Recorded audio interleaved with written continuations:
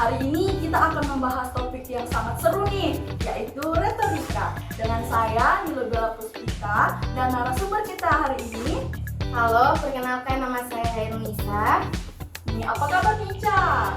Baik banget, senang banget bisa diajak ngobrol soal retorika, topik yang sering banget kita pakai tanpa sadar. Nah, bener banget nih. Tapi biar semua tahu apa sih retorika itu?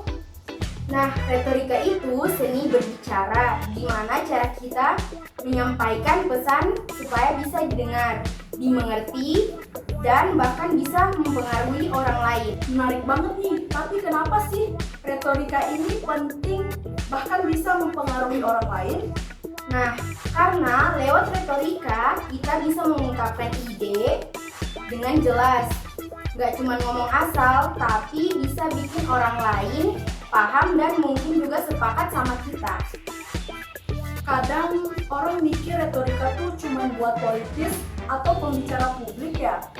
Padahal enggak juga, kita pakai retorika setiap hari kok. Misalnya pas ngajak teman setuju sama ide kita, pas wawancara kerja, atau bahkan saat curhat.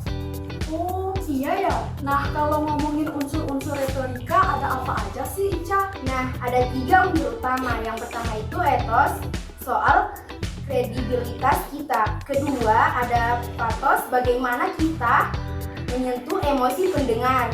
Nah, yang terakhir logos, atau logika alasan yang kita pakai. Jadi, kalau mau retorika yang meyakinkan harus seimbang ya antara 3 itu, Ica. Nah, betul banget. Plus, harus percaya diri dan pakai bahasa yang mudah dipahami. Terus, apa sih bedanya retorika itu dengan debat, Ica? Nah, retorika itu lebih ke cara penyampaian yang menarik dan persuasif. Kalau debat, fokus ke adu argumen dan pembuktian tanpa yang benar. Oh, jadi nggak selalu harus motor ya, Ica. Tapi ngomong-ngomong, retorika ini bisa dipelajari nggak sih? Nah, tentu bisa. Semakin sering latihan berbicara, baca pidato bagus, atau nonton pembicaraan hebat, kemampuan retorika kita bakal berkembang. Tapi pasti banyak kesalahan umum yang dilakukan ya, Ica. Iya, misalnya saat ngomong terlalu panjang tanpa arah, kurang percaya diri, atau pakai kata yang nggak sesuai sama siapa yang kita ajak bicara. Nah, kita ini kan sebagai mahasiswa, apa sih gunanya retorika ini sebenarnya untuk mahasiswa? Nah, penting banget buat presentasi, diskusi kelas, sampai ngomong di depan dosen. Biar ide kita tersampaikan dengan baik dan terdengar jelas. Menarik banget nih. Ngomong-ngomong, retorika itu termasuk ke dalam humor nggak sih, Ica? Nah, bisa banget asal dipakai dengan tepat. Humor bisa bikin suasana santai dan pesan kita lebih mudah diingat. Setuju banget nih, Ica. Selain cara ngomong, bahasa tubuh juga ngaruh nggak sih? Nah, ngaruh banget. Gestur tangan, ekspresi wajah, sampai kontak mata itu semua bagian dari retorika nonverbal. Wah, berarti tulisan pun bisa punya unsur retorika dong, Ica. Nah, betul, dalam tulisan, retorika muncul lewat pilihan kata dan cara kita menyentuh emosi pembaca. Tapi Ica, retorika itu juga kadang disalahgunakan ya, jadi manipulatif gitu. Nah, makanya penting banget untuk tetap jujur dan gak berlebihan. Retorika itu seharusnya untuk menyampaikan kebenaran, bukan manipulasi.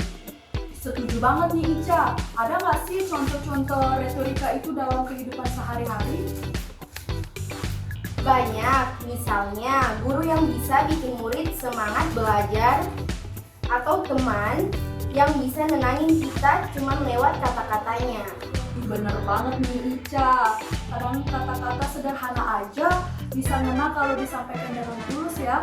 Iya, karena kunci utama retorika yang berhasil itu ketulusan, kejelasan, dan kemampuan memahami siapa audiens kita. Wah, mantap banget obrolan kita hari ini ya, Ica.